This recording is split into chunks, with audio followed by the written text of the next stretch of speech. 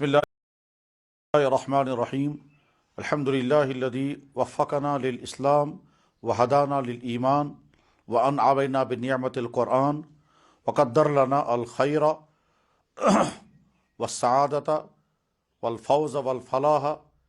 في الدنيا والآخرة فوفقنا لقبول الدين وأعطانا الإيمان والهداية فسبحان من بيده ملكوت كل شيء والصلوات والتسليمات والتحيات على سيد الأنبياء والمرسلين الذي أرسل إلى الناس كافة بالحق بشيرا ونذيرا وآتاه جوامع الكلم ومنابع الحكم ووعده مقام محمودا وجعله سراجا منيرا صلى الله عليه وعلى آله وأصحابه وأزواجه وذرياته وبارك وسلم تسليما كثيرا كثيرا أما بعد. معزز حضرات سامعین، اس وقت جس موضوع پر گفتگو ہو رہی ہے اس موضوع کا تعلق ہماری گھریلو زندگی سے بھی ہے، ہماری معاشرتی زندگی سے بھی ہے اور ہمارے معاملات کی زندگی سے بھی ہے، اور وہ موضوع پوری طرح سے تب تک سمجھ میں شاید نہیں آئے گا جب تک اس کی تھوڑی مثالیں اور تھوڑی سی وضاحت نہ ہو جائے۔ موضوع کا عنوان ہے معاملات کی صفائی، فوائد اور معاملات کے صفائی نہ ہونے کے نقصانات۔ یہ موضوع کتنا اہم ہے اور اس کے اثرات اور ثمرات اور معاملہ درست نہ ہونے کے نقصانات کتنے ہیں، وہ اس طرح سے سمجھے جا سکتے ہیں۔ اسلام کا حکم بھی یہی ہے اور انسانی عقل بھی یہی کہتی ہے کہ اپنے معاملات ہمیشہ صاف رکھنے چاہیے۔ معاملات اگر صاف ہوتے ہیں تو ہر انسان کو معلوم ہوتا ہے کہ کون سی چیز میری ہے تاکہ میں اس کو مالک بن کر استعمال کروں، اور کون سی چیز میری نہیں ہے وہ دوسروں کی ہے تو میں اس کو کس بنیاد پر استعمال کروں، یا دوسرے کی چیز استعمال کروں گا اس کی اجازت سے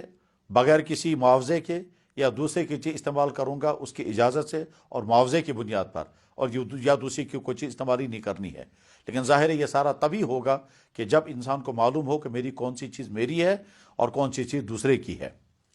معاملات کی صفائی کا آغاز یہاں سے ہوتا ہے کہ مثلا ایک والد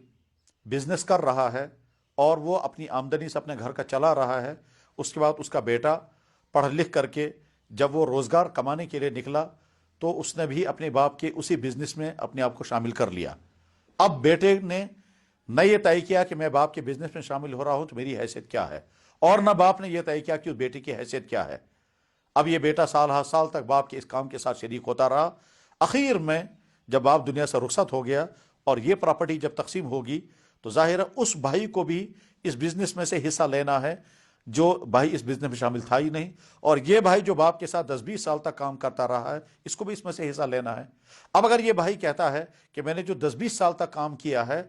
مجھے اس کا 10-20 سال کی محنت کا معاوضہ دیا جائے، اور چھوٹا بھائی اس کو اس سے کم کر دیا جائے، اور باقی میرے والد کا حصہ مجھے اتنا دیا جائے جتنے میرے بھائی کو، تو اس معاملے کا کبھی فیصلہ نہیں ہو سکتا۔ کیوں نہیں ہو سکتا؟ اس وجہ سے کہ یہ بیٹا جو اپنے باپ کے ساتھ شامل رہا ہے، اگر یہ ہیلپر اور معاون بن کر شامل رہا ہے تو پراپرٹی ساری کی ساری باپ کی بنی ہے۔ اس نے 10-20 سال تک اپنے باپ کے صرف ہیلپ کیا ہے، اس کی پراپرٹی نہیں بنی۔ اور اگر یہ ملازم بن کر اپنے باپ کے ساتھ شامل رہا ہے تو اس ملازمت کی وجہ سے اس کو تنخواہ تو ملے گی، اور تنخواہ وہی ملے گی جو اس کے باپ کے ساتھ اسے طے ہوئی ہوگی، یا جو معاشرے میں اس طرح کے آدمیوں کو تنخواہ دی جا سکتی ہے اتنے ان کا تنخواہ لیتا رہے گا۔ اور اگر یہ پارٹنر بن کر کے باپ کی پراپرٹی میں شامل ہوا ہے تو پھر پارٹنرشپ اور شراکت کا معاہدہ ہونا چاہیے، اور اس شراکت کے معاہدے کے لیے ضروری ہے کہ یہ پیسہ بھی اس میں داخل کرنا چاہیے تاکہ باپ کے بزنس میں وہ بطور پارٹنر کے شامل ہو سکے۔ اب جب بیٹا اپنے باپ کے بزنس میں شامل ہو جاتا ہے تو تینوں میں سے ایک بھی معاہدہ نہیں ہوا ہوتا ہے، نہ یہ طے ہوتا ہے کہ آپ صرف ہیلپر ہیں، نہ یہ طے ہوتا ہے کہ آپ اس کے امپلائی ملازم ہیں، نہ یہ طے ہوتا ہے کہ آپ اس کے پارٹنر ہیں، اور 10-20 سال گزرنے کے بعد جب باپ چلا جاتا ہے یا باپ ابھی زندہ ہے، یہ بیٹا الگ ہونا چاہتا ہے، وہ کہتا ہے جی 10-20 سال میں نے جو کام کیا مجھے اس کو معاوضہ دے دو۔ اب کس اعتبار سے معاوضہ دیا جائے؟ اگر یہ ہیلپر تھا تو اس کو کوئی معاوضہ نہیں ملے گا، اور اگر دیا جائے گا تو احسان ہوگا، اور اگر یہ ملازم تھا تو اس کو تنخواہ دی جائے گی، اور اگر یہ پارٹنر تھا تو پارٹنرشپ کی بنیاد پر جتنا اس کا حصہ اس کو دیا جائے گا۔ لیکن چونکہ شروع میں معاملہ واضح نہیں رہا ہے، معاملے کی صفائی نہیں رکھی گئی، اب جو ٹکراؤ شروع ہوگا اس ٹکراؤ کا حل کسی کے پاس نہیں ہے، نہ کسی مفتی کے پاس ہے، نہ کسی جج کے پاس ہے، نہ کسی سماجی کارکن کے پاس ہے، کیونکہ معاملہ الجھا ہوا ہے۔ تو معاملات کی صفائی ضروری ہے۔ اگر یہ معاملہ صاف ہوا ہوتا تو آگے چل کر کے نقصان اور حق تلفی نہ ہوتی اور یہ تناؤ اور تنازع نہ ہوتا۔ باپ کی موجودگی میں اگر یہ بیٹا الگ ہونا چاہے اور وہ باپ سے کہتا ہے کہ مجھے کوئی مدد دی جائے، اور ساتھ میں وہ یہ کہتا ہے جتنا عرصہ میں نے آپ کے ساتھ محنت کی ہے اس عرصے کا مجھے معاوضہ دیا جائے، تو اس وقت بھی سوال پیدا ہو جائے گا اس کو معاوضہ دیا جائے تو کتنا دیا جائے، اور معاوضہ دیا جائے تو امپلائی ہونے کی بنیاد پر دیا جائے، پارٹنر ہونے کی بنیاد پر دیا جائے، یا احسان کے طور پر دیا جائے، چونکہ معاملہ واضح نہیں ہے کوئی فیصلہ نہیں ہو سکتا۔ فرض کیجئے شوہر جو ہے وہ مشکلات کا شکار ہے، اس نے اپنی بیوی سے کہا کہ تمہارے پاس جو زیورات و مہر ہے وہ مجھے دے دو، بیوی نے اٹھا کر کے شوہر کو دے دیا۔ اب شوہر نے وہ پیسہ یا تو گھر کے خرچوں میں لگایا یا اپنے بزنس میں لگا دیا، سال ہا سال گزر گئے، سال ہا سال گزرنے کے بعد اب سوال پیدا ہوا بیوی کو واپس کیا دیا جائے گا؟ تو جواب دینا ہی مشکل ہے۔ اس لیے مشکل ہے کہ جب یہ واضح ہی نہیں ہے کہ بیوی نے اپنے شوہر کو یہ سب کچھ جو دیا وہ کیا دیا تھا۔ اگر اس نے اپنی بیوی کو تعاون دیا ہے یا بیوی اپنے شوہر کو اس نے ہیلپ کیا ہے، تو اس بیوی کو واپس لینے کا کوئی بھی چیز حق نہیں رہے گا، کچھ بھی نہیں ملے گا، نہ اسے واپس لینے کا حق ہے، نہ شوہر کی ذمہ داری ہے کہ وہ واپس کرے، کیونکہ بیوی نے اپنے شوہر کو مدد دی ہے۔ جیسے وہ اپنے بھائی کو، اپنے والد کو، اپنی بہن کو مدد دے سکتی تھی، بطور مدد کے پیسہ دینا ایسے ہی ہے۔ جیسے وہ کسی اور کو خیرات کے طور پر دیتی، اپنے شوہر کو خیرات نہیں دیا، تعاون دیا، تو اس کو واپس کچھ نہیں لینا ہے۔ اور اگر بیوی نے اپنے شوہر کو یہ قرضہ دیا ہے تو اس کو قرضہ ہی واپس ملے گا۔ پھر اگر یہ قرضہ اس نے کیش کی صورت میں دیا ہے تو کیش کی رقم میں ہی واپس ملے گا، اور اگر اس نے قرضہ گولڈ کی شکل میں دیا ہے تو گولڈ ہی اس کو واپس لینے کا حق ہے، اور اگر اس نے یہ پیسہ اپنے شوہر کو دیا ہے بطور پارٹنر کے،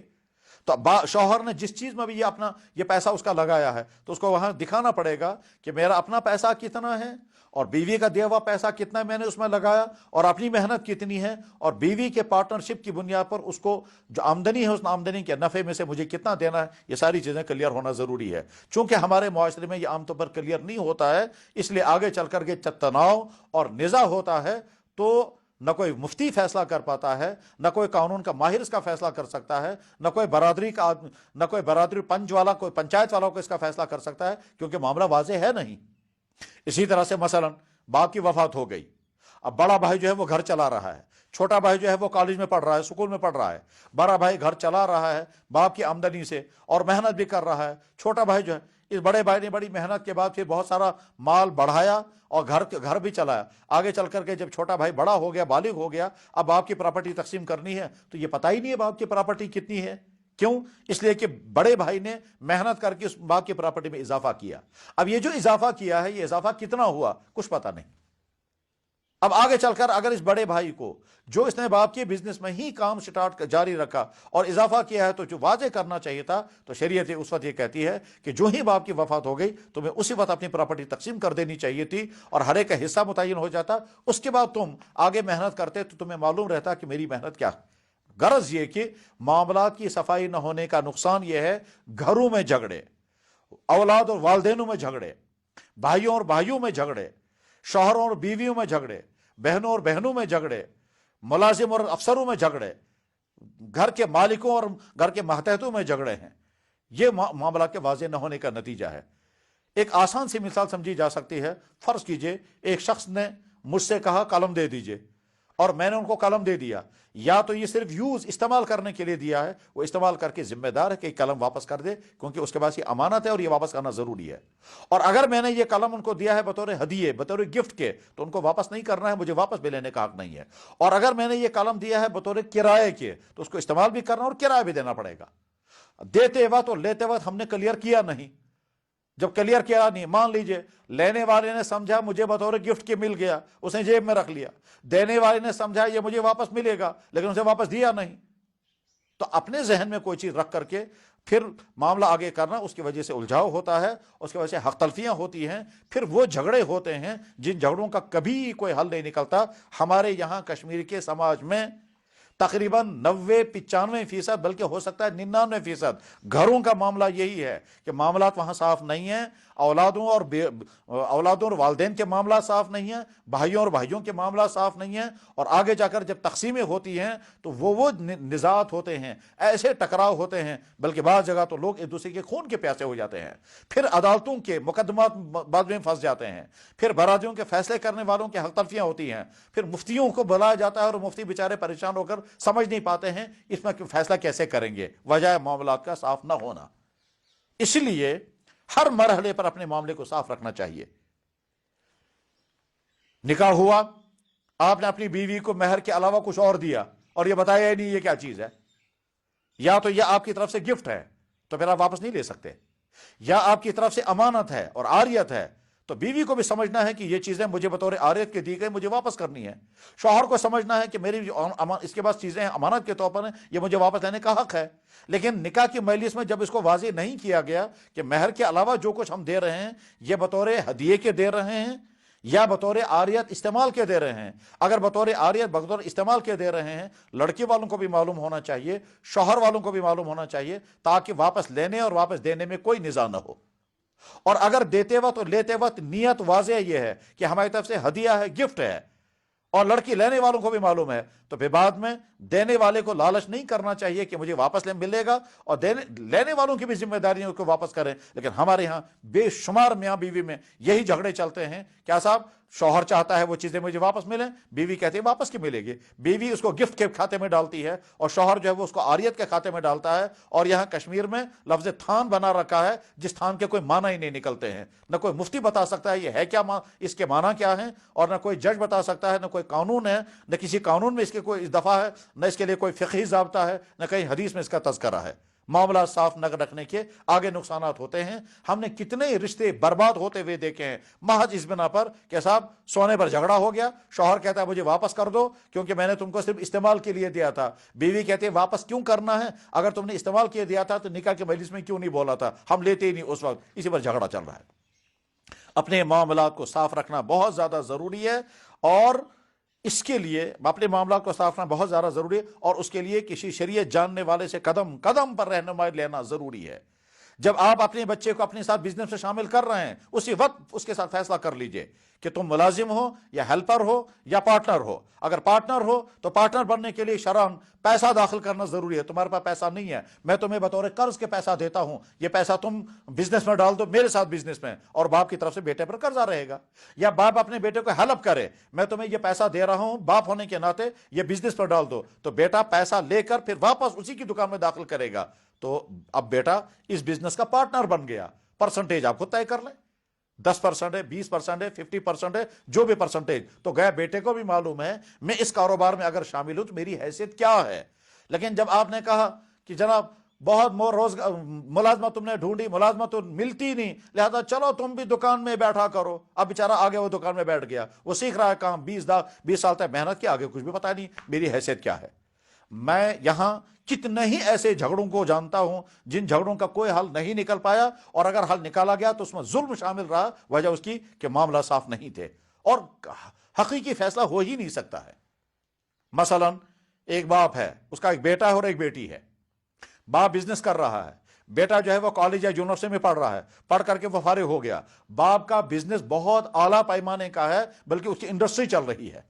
اور اس انڈسٹری میں وہ بہت عمدہ قسم کے شال بنتے ہیں اور وہ شال بیچتے ہیں. بیٹا جو ہے وہ کالج سے نکل کر کے کچھ دنوں تک تو ملازمت نہیں، کہیں 1-2 جگہ کی، وہاں سے نکل کر واپس آ کر کے پھر اپنے باپ کے بزنس کو اس نے جوائن کیا، اور 30 سال تک اپنے باپ کے بزنس کے ساتھ کام کرتا رہا، اور بزنس کہیں سے کہیں پہنچ گیا. اس کے بعد باپ کی وفات ہو گئی. اب باپ کی وفات ہو گئی، اب یہ باپ کی وفات جب ہو گئی تو پراپرٹی تقسیم کرنی ہے، ایک بھائی اور ایک بہن ہے. اگر ہم یہ کہیں کہ ساری پراپرٹی باپ کی ہے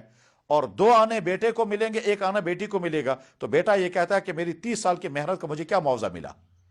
لہذا بیٹے کا مطالبہ ہے پہلے میرے 30 سال کا معاوضہ مجھے دے دیا جائے، اس کے بعد باقی پراپرٹی تقسیم کی جائے، اور 2 حصے مجھے دیے جائیں گے، 1 حصہ میری بہن کو دیا جائے، جو قرآن کا حکم ہے. اور بہن یہ کہتی ہے کہ یہ باپ کا ہیلپر تھا، اس کو الگ سے حصہ کیسے ملے گا. اس لیے ساری پراپرٹی باپ کی بنی ہے، اور باپ کی بنی ہے لہذا کل پراپرٹی کے 66 پیسے اس کو دیے جائیں، 2 حصے، اور 1 حصہ مجھے دیا جائے. سال تک مقدمہ لڑتے رہے. اب ہم جب ان سے پوچھتے ہیں بیٹے سے، جب آپ نے باپ کے ساتھ فیکٹری کو جوائن کیا تھا، آپ نے اپنے آپ کو ملازم بنایا تھا، وہ کہتا ہے جناب باپ کے ساتھ کون فیصلہ کرے گا، مالی سے کچھ کرے حصہ. آپ نے اپنے آپ کو پارٹنر بنایا تھا، کہنے لگا جی نہیں. باپ نے آپ کو کس حیثیت سے بلایا، کہنے لگا جی باپ نے کہا فیکٹری میں آ جاؤ، میں چلا گیا، آگے مجھے کچھ پتا نہیں میں کیا تھا. تو معاملہ چونکہ واضح نہیں رہا، اب کون فیصلہ کر سکے گا؟ اگر ہم نے اس بیٹے کو باپ کا ہیلپر مانا تو اس بیٹے کو الگ سے کچھ نہیں ملے گا، 30 سال اس نے باپ کی ہیلپ کی ہے۔ اگر ہم نے اس بیٹے کو ملازم مانے تو اس پوری پراپرٹی میں سے پہلے ملازمت کے طور پر اس کو تنخواہ ملے گی، اور اگر ہم نے اس کو پارٹنر مانا باپ کا تو پارٹنرشپ ڈیڈ چاہیے، پرسنٹیج کرے، وہ کون طے کرے گا؟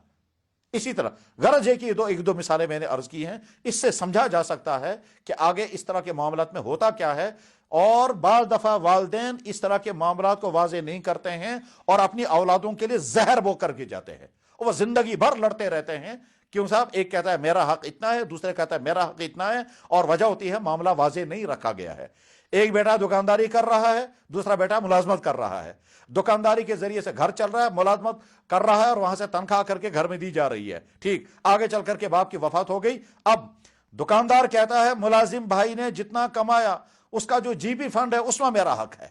کیونکہ ہم گھر میں جوائنٹ تھے۔ ملازم بھائی کہتا ہے دکان میں جتنی ترقی ہوئی اس میں میرا حق ہے، کیونکہ ہمارا چولہا ایک ہی تھا۔ معاملات ہمیشہ صاف رکھیں۔ بہرحال اس وقت کی اس گفتگو کا منشا اور مطالبہ یہ ہے کہ اپنے معاملات کو صاف رکھیں، باپ اور بیٹے اپنے معاملات صاف رکھیں، بھائی اور بھائی اپنے معاملات صاف رکھیں۔ بڑا بھائی اپنے چھوٹے بھائی کو، والد کی وفات ہو گئی، بڑا بھائی اپنے چھوٹے بھائی کو پڑھا رہا ہے، لکھا رہا ہے، اس کے سارے تقاضے پورے کر، آگے چل کے شادی بھی کر دی۔ شادی کرنے کے بعد اب جب پراپرٹی تقسیم کرنے کا وقت آئے گا تو بڑا بھائی کہتا ہے میں نے تیری تعلیم پر اتنا خرچ کیا، میں نے تیری شادی پر اتنا خرچ کیا، میں نے تجھے ملازم لگوانے پر اتنا خرچ کیا، لہذا پہلے مجھے وہ سارا دے دو۔ بھائی جس وقت آپ نے یہ سارا خرچ کیا تھا اس وقت آپ نے اس کے حصے سے خرچ کیا یا اپنی طرف سے احسان کیا؟ اگر اس کے حصے سے خرچ کیا ہے تو اس کو بتانا چاہیے تھا پہلے کہ ہم اپنی والد کی پراپرٹی تقسیم کرتے ہیں، تمہارا حصہ اتنا آئے گا، وہ تمہارا حصہ میں تمہاری تعلیم پر لگاتا رہوں گا اور تمہاری شادی پر خرچ کرتا رہوں گا، باقی وہ بچے گا وہ تم کو دوں گا، اور یا پھر میں اپنی جیب سے تم پر خرچ کرتا رہوں گا اور آگے چل کر اس کا حساب رکھوں گا، پھر تم سے وہ وصول کروں گا۔ یا تو یہ معاملہ طے کرنا چاہیے، یا یہ اس وقت بھائی بن کر کے اور رحم دلی کا مظاہرہ کر کے اور حسن سلوک کا مظاہرہ کر کے اپنے بھائی پر خوب خرچ کیا، آج اسے وصول کر رہے ہیں۔ یہ تو اسی وقت بتایا جانا چاہیے تھا۔ ایک بھائی اپنی بہن کی شادی کرتا ہے اور بڑے ہائی فائی پیمانے پہ شادی کرتا ہے، خوب فضول خرچیاں کرتا ہے، آگے چل کر جب بہن کہتی ہے میرے باپ کے پراپرٹی مجھے حصہ دے دو، بھائی کہتا ہے تمہاری شادی پر میں نے لاکھوں خرچ کیا، آج کیسا حصہ ڈھونڈتی ہو؟ تو کیا آپ نے اپنی بہن سے اجازت لی تھی کہ تمہارے باپ کی طرف سے جو تمہیں حصہ ملے گا اس حصے کو میں اپنی شادی کے رسومات پہ خرچ کروں گا اور کھانے پینے کی فضول خرچوں میں اڑاؤں گا اور اپنے دوستوں کو کھلاؤں گا؟ ظاہر آپ نے اجازت نہیں لی ہے۔ تو اب بہن کا حصہ آپ شادی کے فضولیات پر اڑا رہے ہیں اور بہن کو کہتے ہیں تمہیں کیسا حصہ ملے گا؟ یہ معاملات صاف نہ۔ آپ اپنی بہن سے کہہ سکتے ہیں کہ تمہاری شادی کرنی ہے، سماج کے رسموں کو بھی پورا کرنا ہے، اس کے بغیر شادی کرنا مشکل ہے، تمہارا جو حصہ تمہارے باپ کے پراپرٹی میں سے ہے اس میں سے مجھے بتاؤ کتنا میں اس میں سے خرچ کر سکتا ہوں تمہاری شادی میں، اور اس میں اپنی طرف سے میں کتنا خرچ کروں گا تمہاری شادی میں اپنی طرف سے وہ میرا احسان ہوگا، اور تمہاری طرف، اور اگر آپ احسان نہیں کرنا چاہتے ہیں تو اس کا خرچ کرنا چاہتے ہیں اس کے پہلے اجازت لے لیجئے جتنا وہ اجازت، اور اگر وہ کہتی ہے فل خرچیں ساری رسمیں کرو، ساری فضول خرچیاں کرو، تو گویا اس کی اجازت سے آپ اس کا پیسہ اڑا رہے ہیں ان چیزوں پر جس کا نفع اس کو کبھی ہونے والا نہیں ہے۔ آپ نے اپنے دوستوں کو دعوت پہ بلایا، ان دوستوں کے ساتھ آپ کی بہن کا کوئی تعلق نہیں ہے، اس کا پیسہ اپنے دوستوں کو کھلا رہے ہیں۔ غرض یہ کہ معاملات کا صاف ہونا بہت زیادہ ضروری ہے، اور معاملات کی صفائی نہ ہونے کی وجہ سے گھروں میں بہت ساری پراپرٹیاں حرام ہیں، کیونکہ وہ دوسرے کا حق ہوتا ہے، فیصلے نہیں ہو پاتے ہیں، حق تلفیاں ہوتی ہیں، پتہ نہیں چلتا ہے کس کا کتنا ہے۔ اس لیے اپنے معاملات کو صاف رکھیں، اور معاملات کو صاف رکھنے کے قدم قدم پر کسی عالم سے مشورہ کیا جانا چاہیے، اور اس کے نتیجے میں آپ کے معاملات صاف رہیں گے۔ اللہ تعالیٰ اس بات کو سمجھنے کی توفیق عطا فرمائے اور اس پر عمل کرنا آسان فرمائے۔ وآخر دعوانا ان الحمدللہ رب العالمین۔ صحیح چاہیے معاملات کے درست